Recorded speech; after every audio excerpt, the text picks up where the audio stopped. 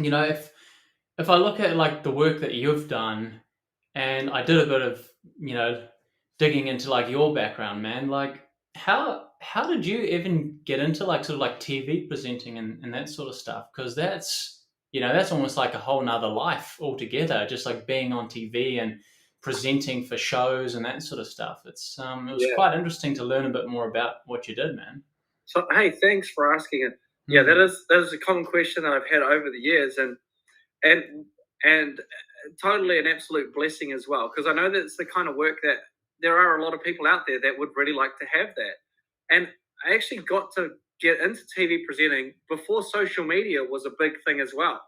So I like to think of social media these days as almost like the new TV in a way. Like everyone has got a cell phone now.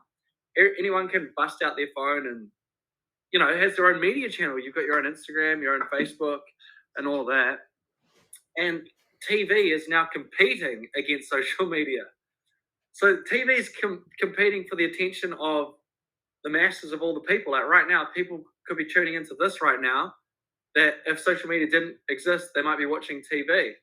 So Stuart McAdam and Walt Nealon's taking a little bit of TV attention right now. So I got into it. I was extra kind of blessed to get into it when I did get into it, because there was no Facebook or anything. YouTube was, well, I think there was Facebook, but it wasn't like big like it is now. You know what I mean? What was the year you got into it? Was it 2010? I think 2010, maybe 2009. I think it was 2010 when I started. So there was definitely social media, but I believe I got a Facebook account like 2 years before I was on TV. Like it was pretty new. Like I'd only just sort of discovered Facebook Hmm. and stuff. And I think people couldn't really do like such a big, discovery into someone's background just by looking at their social media Oh profiles yeah, no. like they can now. I mean, it would have been a very sort of like obscure thing to sort of like this Walter Nealon's, and you could probably have your personal life quite comfortably. Whereas nowadays, if you're someone that's big on social media, very often you've got to change your name up to something that's not even related to you, like Walter Johnson or Walter J or something like that. If True. you're wanting to maintain that level of privacy.